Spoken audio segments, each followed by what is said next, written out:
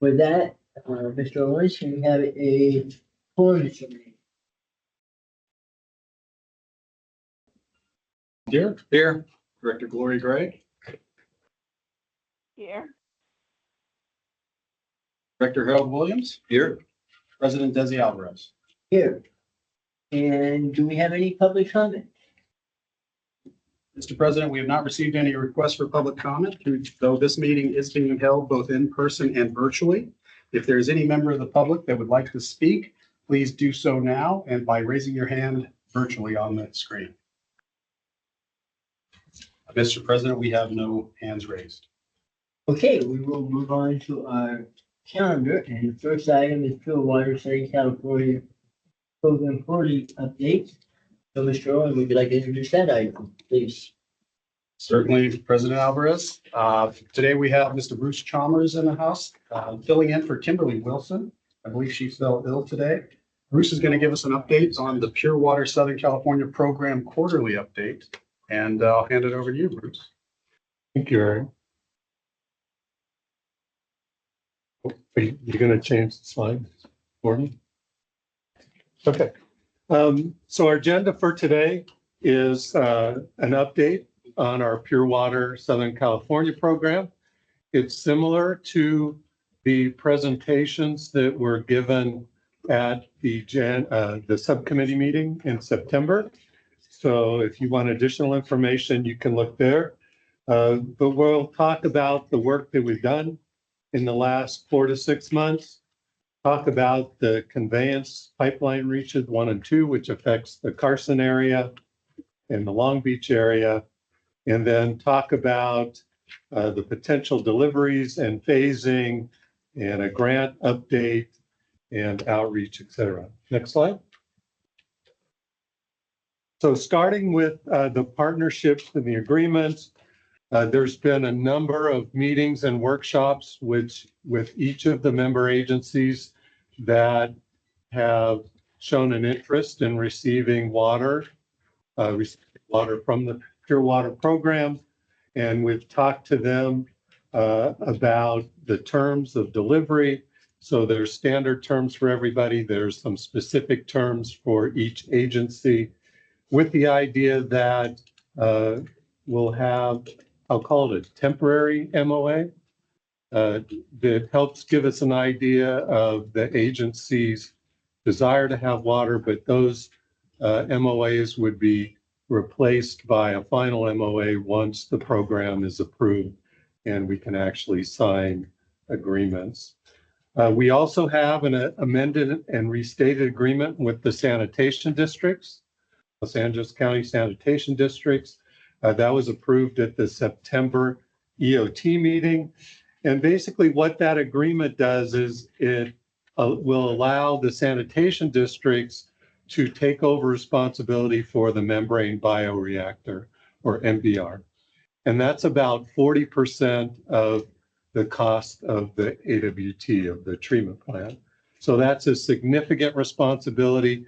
It helps Met by reducing our costs, and it really helps them by allowing them to prepare for future increased regulatory requirements. If there's the state institutes outfall restrictions on nutrients like nitrogen.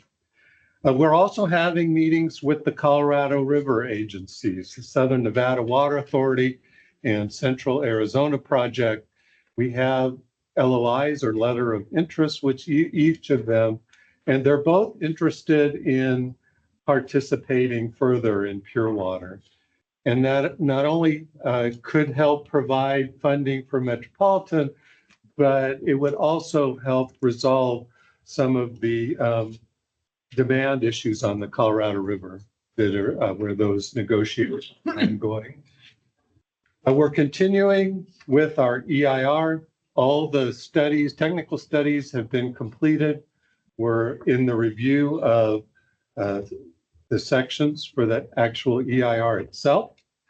And the draft for that is scheduled to come out in, I believe it's April of 2025. Next slide.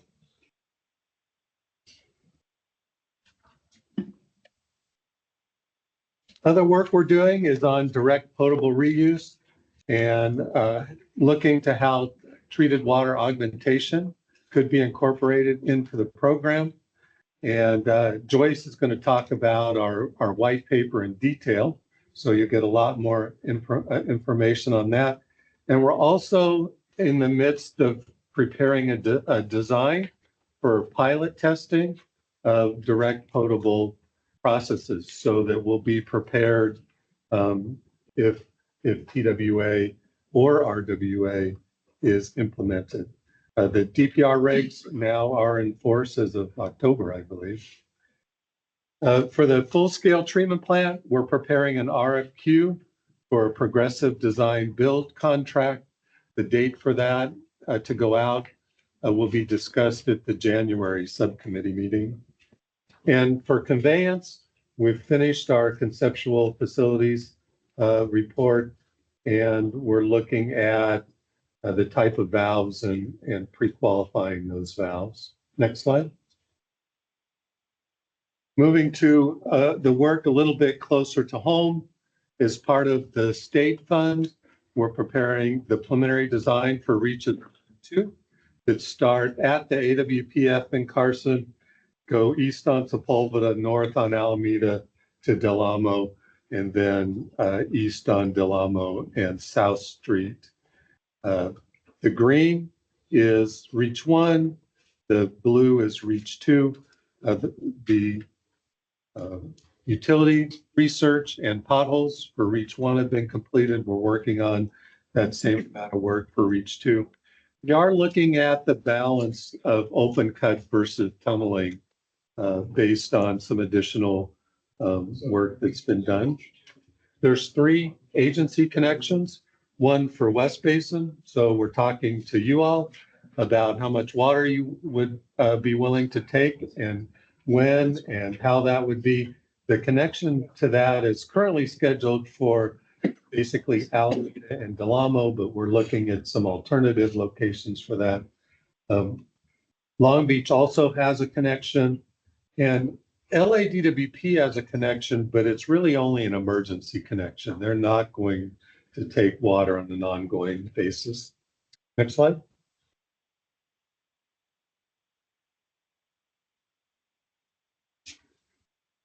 So those preliminary design activities, we talked about the geotech, the utility.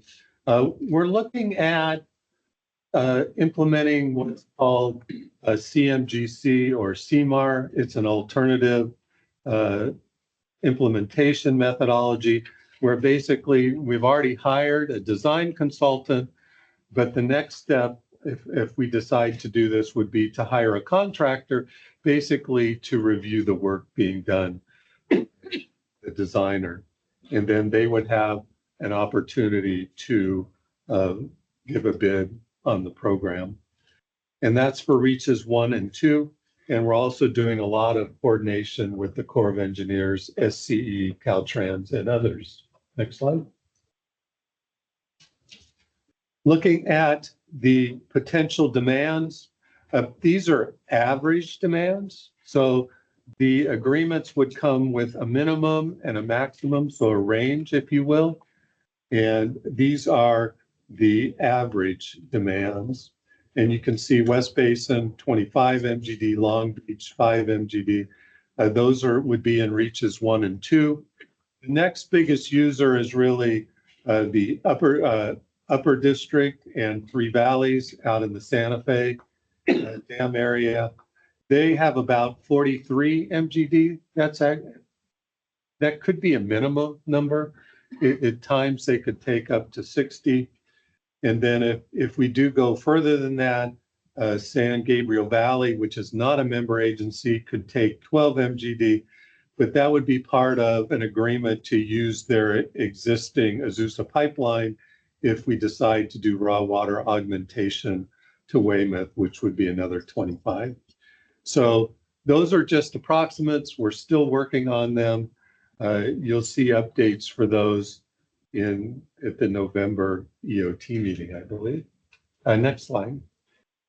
The other main work we've been doing is looking at alternative phasing. Historically, we've looked at two phases, 115 MGD phase one, and the remaining to 150 MGD phase two for DPR. But because of the increased costs that were shared in January, we're looking at potential phasing for that. And we did give a presentation on that at the September subcommittee meeting. And these are the slides that came out of that presentation.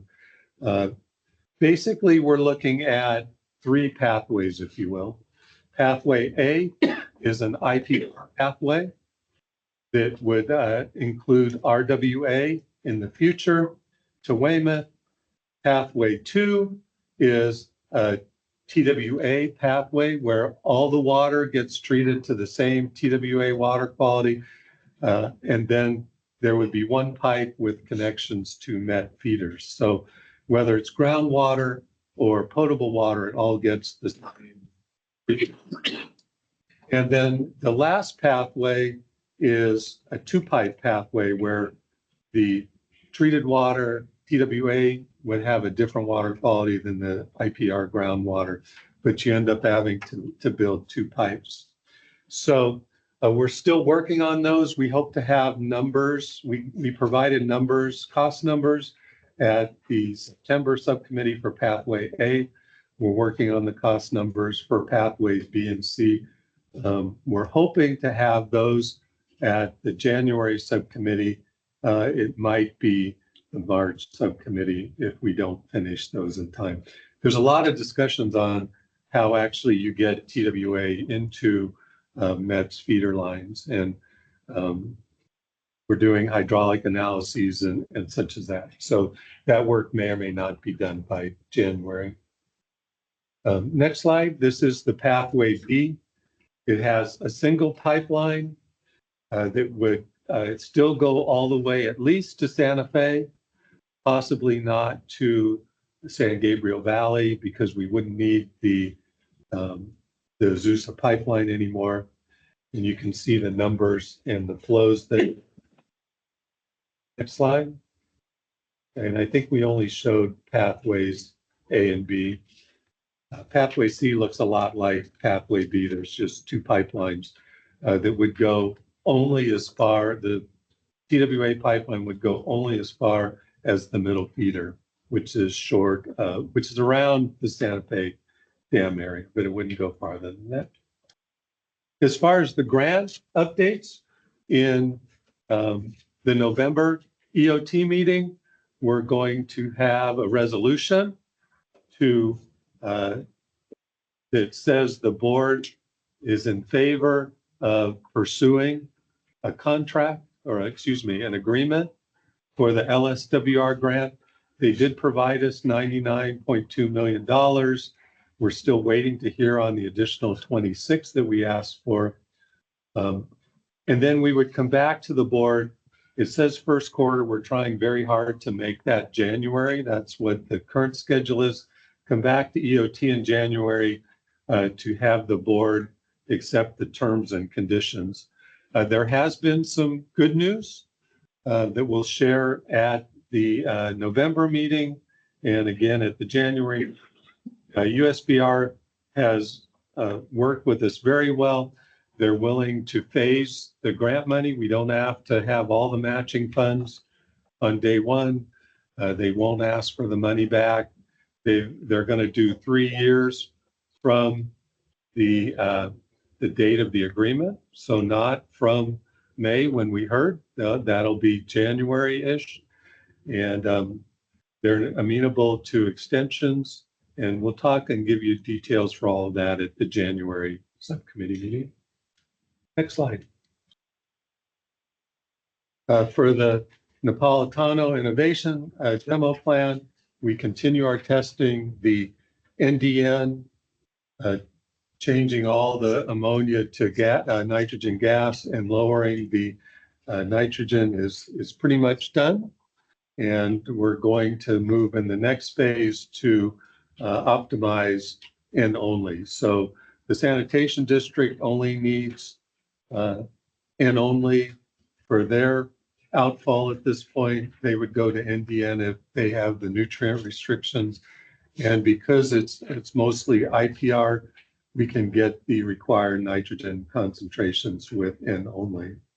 We're looking at, as part of the amended and restated agreement, sharing operations with LACSD staff, since they're going to operate the NBR, and we've presented at a number of conferences. And last, we continue our public outreach. We've had lots of meetings and continuing tours. I believe there's a public tour in the next couple weeks. And that concludes our presentation. Thank you very much. I'll open it up to questions first from our board. So, Director Beer, do you have any questions? Director Williams? No, thank you.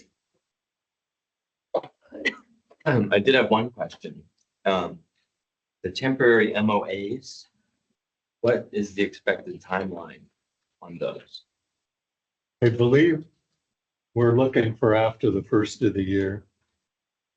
And most of the terms they've been discussed 3 or 4 times. Most of the major terms have been agreed to. We're working on some of the specific agency terms on, there's been some requests to share in costs, so we're working on those.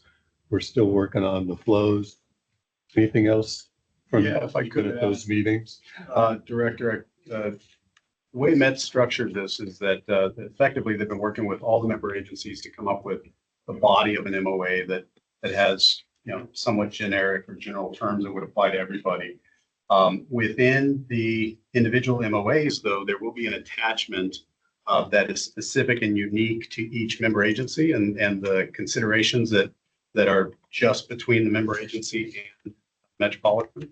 And I believe at this point, they're pretty well completed with the discussions regarding the body of the document. They're really focusing on those member agency specific attachments. And our staff has been working with Metropolitan staff to flesh those out. So when do those come before our board? And I'm assuming the Metropolitan board at some point.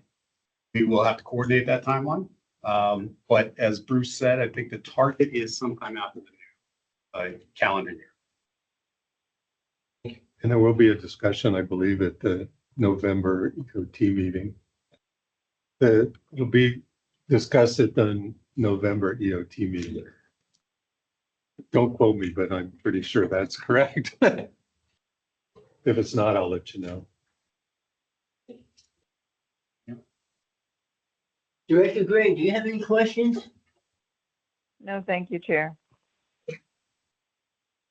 I'd like to follow up on the agreement. I understand the standard terms are there. And at the EOC meeting, everything's gonna come back. The particulars with each of the agencies, are we really gonna be able to have those by November? Because it's 4 of them that theoretically are gonna come back.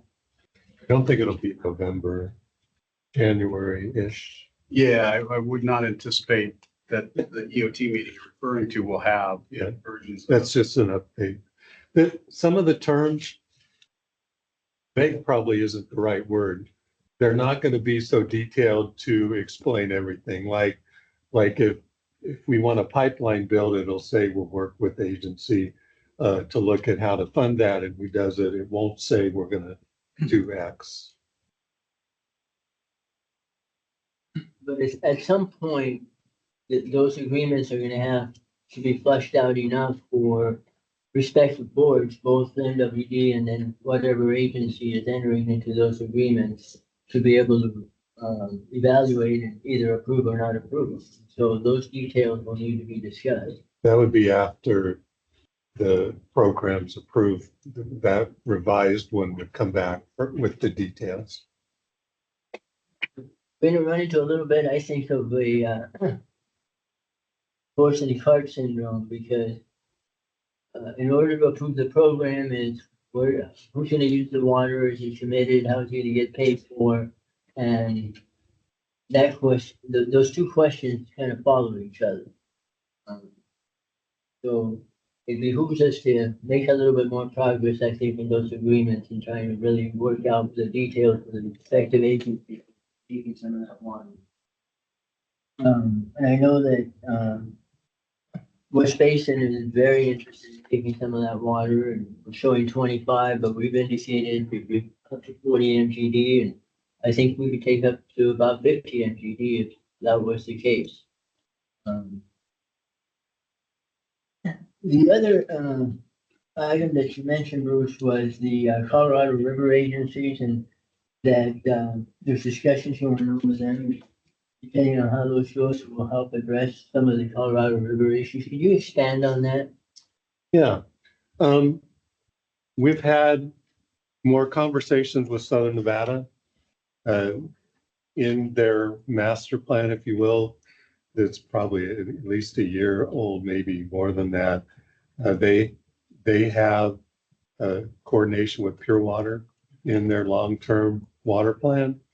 They are willing to put money up front to help construct it, whether it's the whole thing or smaller. They're discussing both. They're in the process of, they would have to sell bonds like we do. So they're in the process of trying to figure out how that would work. And we've made a lot of progress, I think, on discussions with them. We're suggesting some kind of upfront as well as an annual cost, an annual payment for ongoing expenses. But the details are still not worked out. But I think we're kind of on the same timeline with the other agreements that we would like to have something settled by the time the program's approved in 26. So in terms of the impact in the Colorado River, is the terms of that agreement where they will help pay for some of the capital costs? And I'm glad to hear that the O and M is included in there, so it'll be some kind of an annual payment also. Um, what, what's the trade going to be? I don't know if I'm the best one to answer that question. Obviously, their contribution to Pure Water would in some way be tied to a volume on the Colorado River, but how exactly that works and I'm probably not the right one to be able to discuss those details. It's being worked on by Bill Hazenkamp and those working on the Colorado River. But basically, it will be a trade-off. We will be taking less water from the Colorado River. That amount will be offset by pure water. Some, at some, to be worked out the ratio. To be 1 for 1. They would have to have some water on the Colorado River, but the mechanism for that I'm not really privy to, or not in my area of expertise. I think conceptually, Director, that's what I've heard as well, is that there will be some discussion and negotiation about how this project and their investment in this project could reduce our reliance on the Colorado River, freeing up some resources for those other agencies. I like that idea. I just want to recognize that really it's a trade-off. We're gonna basically offset Colorado River water with pure water. I believe that's the general idea. Because we're gonna have to cut anyway, and this Yeah. solves their problem, solves our problem, is what the idea is. And it will help pay for it and all the way around a good program. You had mentioned also at the beginning that the EIR was progressing. It's anticipated to come back in March or sometime next spring. Yeah, probably April or May for a draft. I can come back to that later. You had, maybe, and I hadn't thought about this in the past, but you talked about the open cut versus trenchless. Is this being, can you just expand what you meant on that? Yeah. We have a preliminary design report, a draft that assumes certain amount of the pipeline is open cut, certain amount is tunnel. Whether it's micro tunneling or whatever kind it is. And because there's the major streets are tunneled at the intersections and things like the rivers and the freeways and all that, there's a lot of receiving pits and all that to do the tunneling. And one of the studies we had to look at the value engineering suggested tunneling the whole thing, because once you have your pits, then there's a lot of money in doing the pits, and they thought it might be cheaper to tunnel. And we're mostly talking about Reach 1 at this point. And so we're looking very hard at that. I don't know that that decision's 100% been made, but it does look like tunneling would cause a whole lot less ground level mitigation requirements and doesn't cost anymore. So we're looking at that pretty strongly to see if that's something we would consider or not. And back to just the cost trade-off, it's going to be about same, more. I can get you that information. Not having to deal with the headaches of open trench cutting. Yeah, I believe what I've heard is about the same, but with a lot fewer above ground. So you don't have the traffic control and you don't have all that kind of mitigation.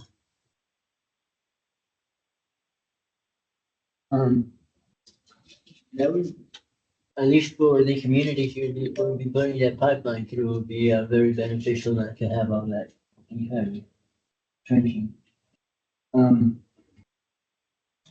In terms of the connections, I'm pretty familiar with the connections right now shown for West Basin and for Long Beach, but for the city of Los Angeles, you said they're not really going to take too much water. Can you maybe talk a little bit more about that? Sure. They want to serve that area out of Terminal Island.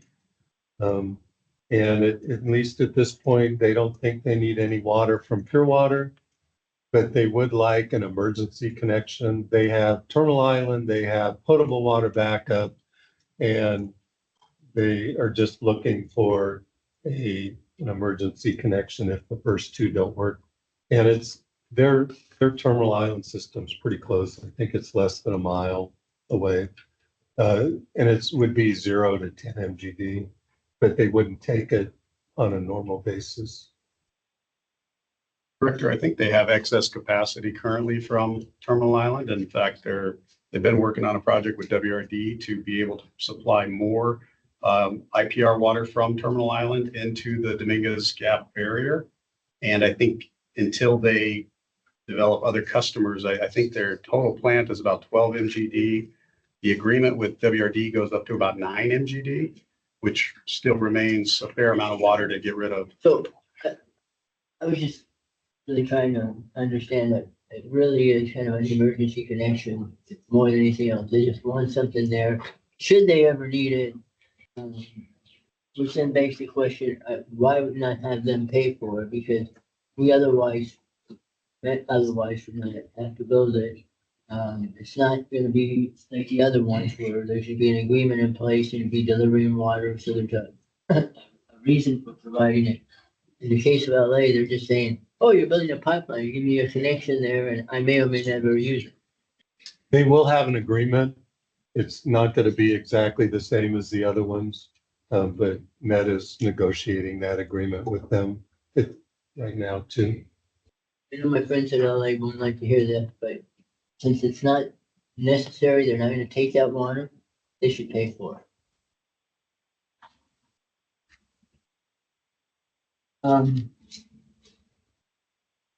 In terms of the potential water deliveries, we need to probably look at the two, and I appreciate very much the development of the two alternative pathways. The three, but it really is two. But I'll be honest, that third pathway is a nice alternative, but it's very costly to build two parallel pipelines. If we look at pathway B, it really is, geared to, direct portable reuse, which is the treated water augmentation, which eventually will tie into the, med system. And that slide, I don't know what the slide number is, well, you have it up on the screen. There'll be potentially 3 connections to the system. That's, I think, a really good idea. A couple of things, and just food for thought as I'm looking at this now. A lot of that water probably could go in that second lower feeder and potentially the Sepulveda feeder to feed the state water dependent area, especially once Sepulveda pump station is expanded. And so have we looked, and if not, I'd like to see an evaluation of what type of pipeline, because if you deliver water at these points, the flow in those pipelines is going to be reduced. And to date, all the pipelines that we've seen really go back to pathway 1, the whole idea of taking water up to Weymouth, is an 84-inch pipeline. But but if we go with pathway B, there may be even more cost savings looking at, as we take big slugs of water out of that system, reduction of the pipeline. I don't know if that's happening yet, and if not, it should be something you guys need to look at. We are working on those. In fact, last week, we had a meeting with hydraulics. They're looking at the very hydraulics that you mentioned. The current plan is to come back with that in March, I believe, March subcommittee, to have those studies done and discuss it in detail.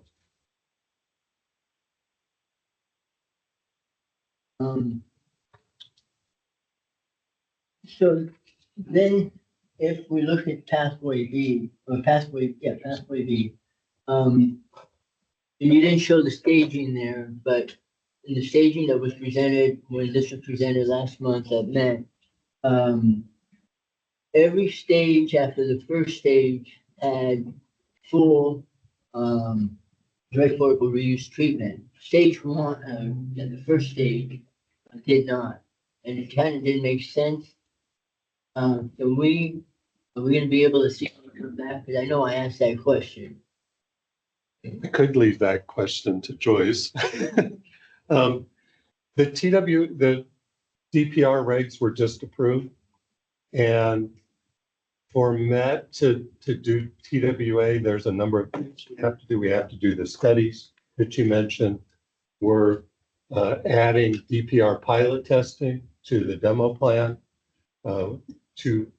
There's a series of different processes that could work. So we're trying to find out which one is the best for Met on a pilot level. Once we do that, we'll test it on a demonstration level, similar to what we did with the MBR and the RO. And that takes a period of time. I think at the subcommittee, Mickey mentioned up to 5 years. And so I guess you kind of have your choice. We can start with an IPR project now, or we could wait 5 years to know if the DPR. The nice thing about pathway A is you can go from pathway A to pathway B anytime you want, because there's no stranded facilities with pathway A. They're exactly the same facilities as pathway B. And in pathway B, you would just add the connections and you would add additional treatment at the AWT. So you can really do that at any time, whether you start at 30 or 75, as long as you're not doing the RWA up at the top. There's really no stranded facilities between pathway A and pathway B. I appreciate all that, but the issue is really that at the end of the day, at Carson, there's gonna be full DPR treatment. So Good. we're gonna leave out some of it at the beginning that should have been put in, because eventually it's all gonna be in, put there, especially if you look at pathway B. So it would make sense, and I appreciate that that first level water in that stage one was being talked about 50 MPD or whatever the number is, would be for indirect portable reuse until all of the additional studies are finished. But the basic treatment processes can be built now, and so I don't. I'd like to see that reevaluated. And I think we've had that discussion with it. Do believe that should come back at full treatment at the beginning. President Alvarez, if I could interject, and just as a good reminder of time, we also have a presentation from Joyce Lehman regarding specifically the DPR white paper, and some of these questions may be part of her discussion. So I know, and I have a lot of questions and trying to hold them down. So that just brings me to my last comment. And you've heard me on this before, Bruce, is the EIR. So the EIR is going to come back in April timeframe, and it will have DPR but on a programmatic basis. Yet at some point in the next year, and I think really it's coming up sooner rather than later, the board's going to be asked to make a decision whether to move forward with a project or not. And a lot of us would like to have that option. And the EIR should address both, not the DPR on a programmatic basis, because if that's the direction that eventually it goes in, then the EIR requires you go back to it, more investment in time, and so on. It would be best that the EIR address both at the first time. And I understand the, well, to delay the EIR. If the EIR instead of coming to the board in April and come to the board at the end of 25, it's not going to make that big of a difference in the overall project, and it will make a lot of a difference in giving a real valid option and making decisions as to how to proceed. So that's just a comment, and with that, we'll, in the interest of time, we'll leave it at that. Okay, so Mr. Roy, go ahead and introduce our second speaker. Certainly, President Alvarez, thank you. Our second speaker today is Joyce Lehman. She's with, obviously, the Fall Water District. She is the Water Reuse and Process Development Team Manager, and she's going to be speaking today about the white paper on DPR, direct potable reuse, that MWD has commissioned for the Pure Water Southern California project. Joyce. Thanks, Eric, and thank you all for the opportunity to share about our white paper. And if you can go to the next slide. So yes, a lot of what we've been talking about will hopefully segue with a lot of what's in today's presentation on the white paper. And I'll just touch on these topics shown here. And I really, I want to just give some context of the DPR regulations and how Pure Water has adapted, opportunities for collaboration, and where we see DPR fitting into a program and where we want to go from here. So on the next slide, just one slide on the regulations. As Bruce mentioned, these regs did go into effect last month. California is only the second state to adopt regs after Colorado. And for California, these have really been in consideration for almost 15 years. The conversation started in 2010, and it was in 2016. There was an expert panel for the state board that confirmed that it was feasible to regulate potable reuse, direct potable reuse, and be protective of public health. And so that really jump-started the process of regulatory development. Initially, it was thought that this form of DPR shown on the top right, where the purified water goes upstream of a drinking water treatment plant and then goes to a treated water system, would be regulated. But in 2019, it was confirmed there was going to be a more direct form of DPR that was incorporated, and that's the treated water augmentation, or what's referred to as flange to flange. And so Pure Water has in many ways adapted as these regs have developed. So in the next slide, you'll see our program as it's currently envisioned, and kind of like the formal definition of our program at full build out. We do incorporate the raw water augmentation form of DPR. That's what's expected.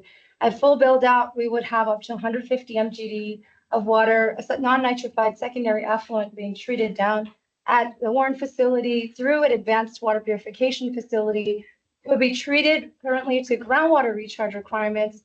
The water would be conveyed up the pipeline in blue. It would be recharging the groundwater basins across the way. And ultimately, it would go all the way up to the San Gabriel Canyon spreading grounds. And from there, some of this water would be able to go into an existing Azusa pipeline and go upstream of our Weymouth and Deemer plants, and thereby be further treated and then enter our distribution system. In this configuration, you can see that we can leverage some of the benefits of detention time. I mean, the time of transporting that water could be on the order of days, really depending on the flows. And from a DPR perspective, time is money. Like detention time is literally money. You have to bake that in if you don't have that. So to have that in our configuration is something we would be able to leverage. Another real benefit of this is just being able to use our existing Weymouth and Deemer plants as optimal distribution points. They're really higher up in elevation, so everything would be gravity flow from there. We can do optimal blending with our other source waters.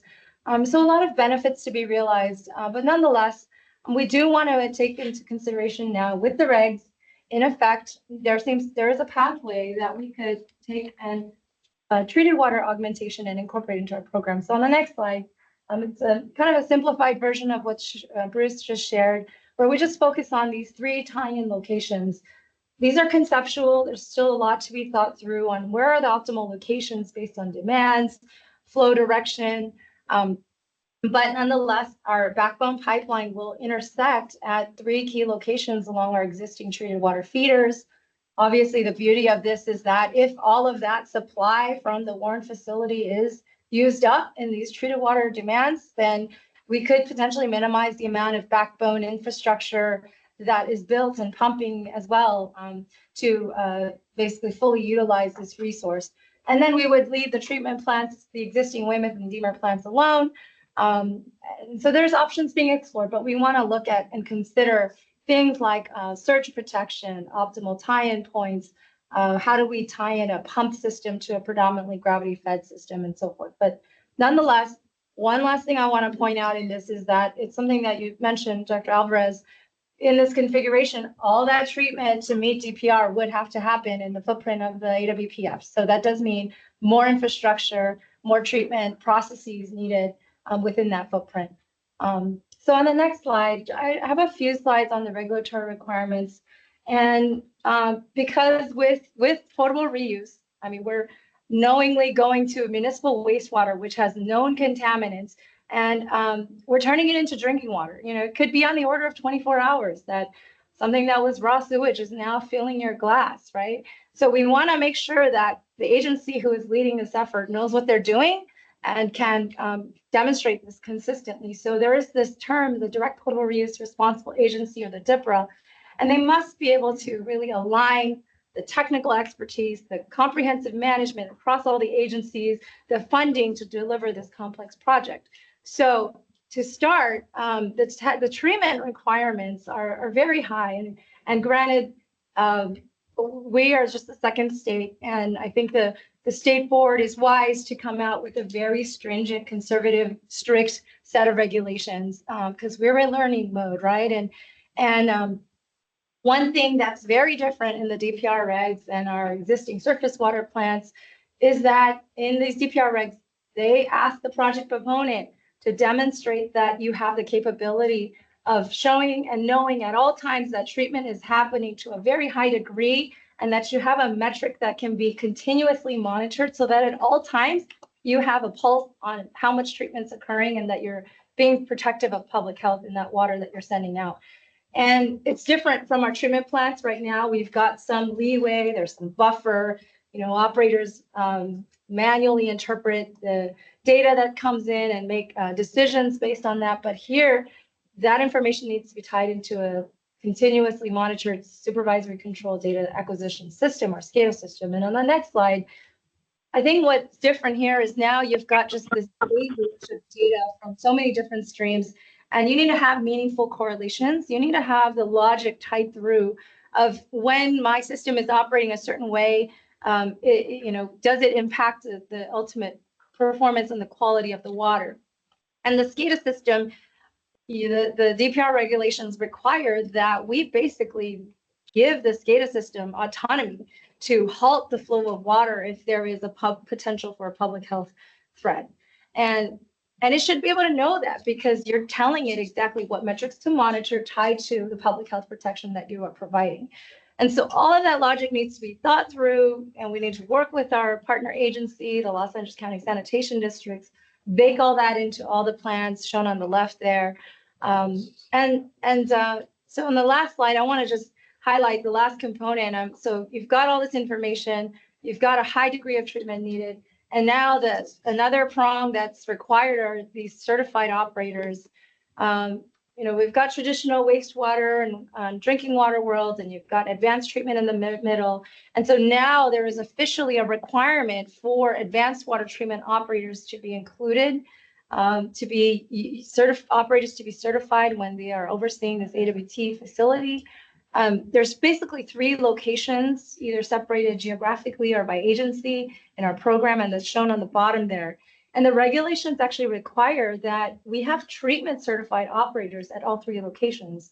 That's easy for us at our full-scale plants, but if you interpret it, it basically is saying at the Warren facility, at a traditionally wastewater agency, you need a treatment certified operator. So these are very extreme requirements. Ultimately, we're still dialoguing with the regulators, and we're going to be working through these requirements, but we'll leverage things like what Bruce mentioned, sharing operations at the Napolitano Center, the future workforce training center that we hope to develop in Carson.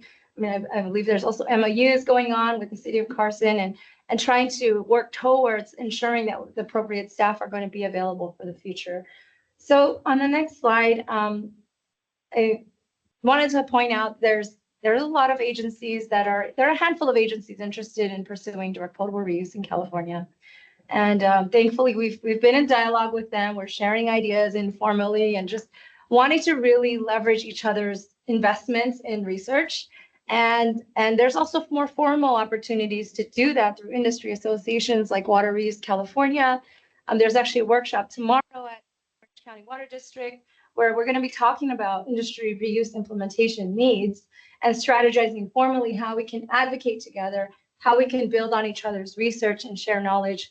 There is an existing project, a DPR project in operation. It is in Big Spring, Texas, but I want to caveat that the regulations and requirements are very different. So we want to make sure that when we glean, we do it appropriately from other experience. So in the next slide, I'm going to kind of transition now to more talking about what we as Metropolitan are envisioning with all that in mind. And we've already had several workshops over the past few years on grappling with even raw water augmentation and treated water augmentation. And we're kind of at this fork in this juncture where now we want to move on to actual pilot and demonstration scale type testing for direct potable reuse. And it will involve adding some treatment processes, as Bruce mentioned, to the Napolitano Center. And we're hoping in late 2026, we can actually start up this testing to now look at DPR treatment trains. This is very similar to how Metropolitan has conservatively implemented ozone at our 20 years of testing and studying before implementation. So on the next slide, I've talked a bit already about some of the benefits and challenges, and I want to just emphasize again, raw water augmentation, there are definitely benefits, there are challenges. One of the things that I think are interesting to note is, our treatment plants, we've got 50 plus years of successful operations and compliance, and we want to build on that. But bringing in our treatment plants into DPR now imposes a lot of rigor on our existing plants. So we have to take that into consideration of, do we want to introduce that? On the next slide, and same for treated water augmentation, I won't go into all these, but you can find more detail if you want in the white paper. The same thing. I think there are a lot of apparent benefits, but we want to make sure that we look at the comprehensive studies that look at the engineering and the hydraulics of how do we really integrate this system. We don't want to exacerbate the propensity for nitrification in certain areas of our distribution system. So what does that mean in terms of where do we optimally introduce this purified water? So the last few slides, I'll just close out. Obviously, there's a lot of work to do, but we want to be coordinated and strategic in how we approach one is in the area of technical research. So we're going to be working with LACSD on a research plan, DPR research plan. So it will really crystallize what are the key research questions that we need to answer to be able to make decisions. And it will take time because I think the regulations do tell you what to install or what type of treatment processes you need, but they don't go into enough of the details that I think you could take it from there and build a full-scale system necessarily. So a lot of questions, a lot of answers to be found in the coming years as we do research and also these technical studies on the hydraulics of our systems, a lot of collaboration. And the next slide, also, we want to be doing a lot of partnering. So partnering with other agencies, other research institutions, industry, maybe even inviting a lot of vendors to help accelerate the development of online monitors for potable reuse. I think that incentive hasn't really been there, but hopefully this stimulates that progress. And obviously engaging with our science advisory panel, our regulators, and outreach as well, kind of strategically changing our messaging now to incorporate the idea of treated water augmentation. So the last area of development is in operator and workforce readiness. And if Metropolitan is going to be operating a future advanced purified facility and a conveyance system, then we need to be ready. And so we're starting those conversations of what would it mean for the staffing, the governance, operations integration to our existing full-scale systems. We'll have to interface with LACSD. So we're going to be embarking on these in the coming years. So in closing, a lot of work to do, but we are very marching ahead with kind of the clearer marching orders, at least for the next few years. And hopefully it will help give clarity to broader decisions for the Pure Water program. And we hope to come back as updates become available in these kinds of forums and to our board. So with that, you answer any questions? Thank you, Joy. Director Deere, do you have any questions? No question.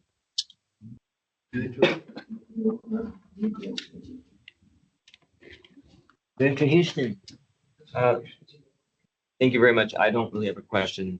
It's just a comment. And I think what you said really brings home how complicated this whole process is. And it's wonderful we got the regulations in place and we've been working on this a long time. But, you know, we have to be so cautious on implementations because so much is at risk, right? Mm-hmm.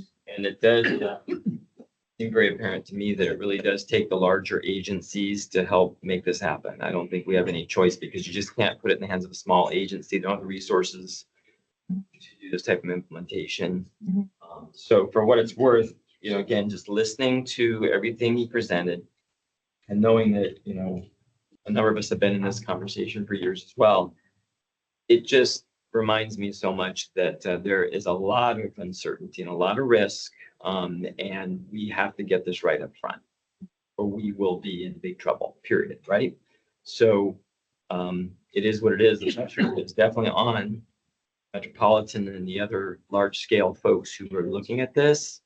But I think it also brings home the point to some of our allies, yes, who think that this is a really easy process. And it's not.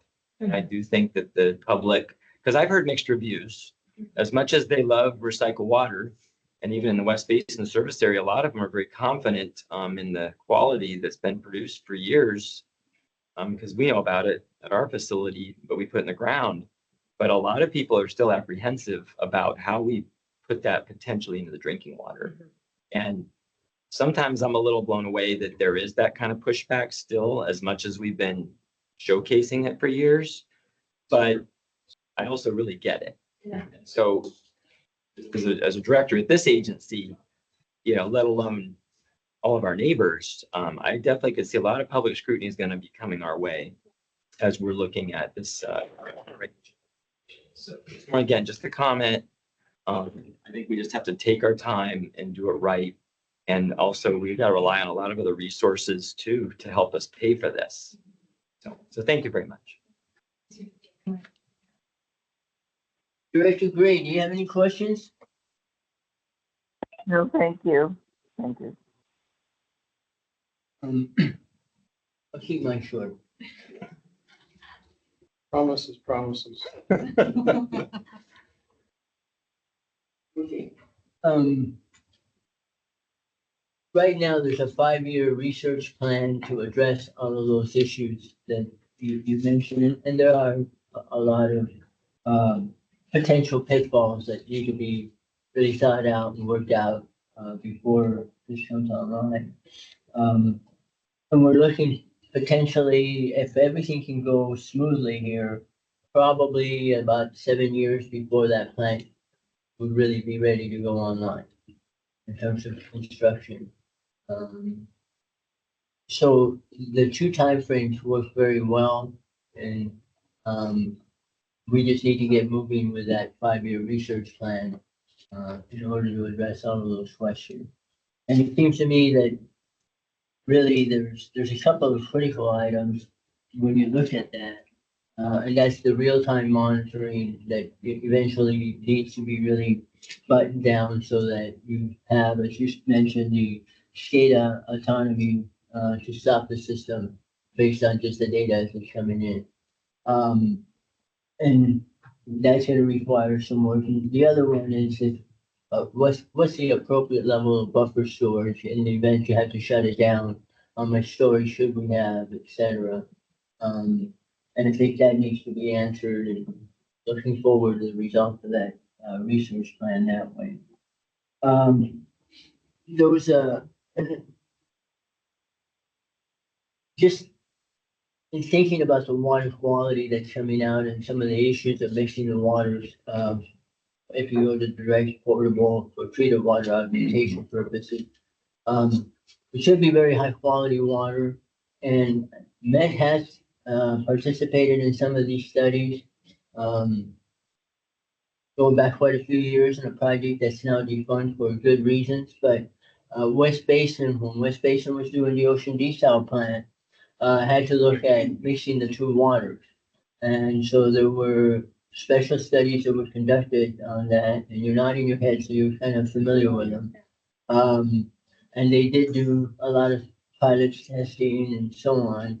So some of that work is, the groundwork for has already been laid, and maybe we can revisit it. And same thing with the hydraulics of pumping back into the system.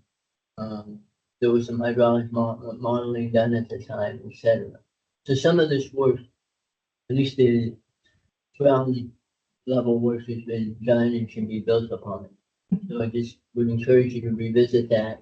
And similarly, I think that they've done something like that in Orange County towards the end when they were looking at the Huntington Beach ocean desalination project.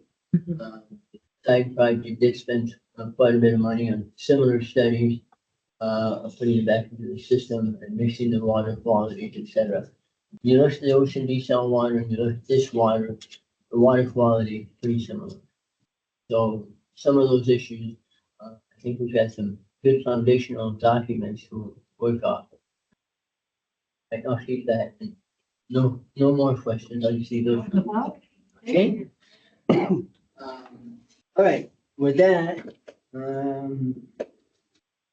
if there's no Thank you other, both for excellent reports. Appreciate it. questions from anybody else, you guys, what happened to Bessie? You took off? Got 2:00 tack. Oh.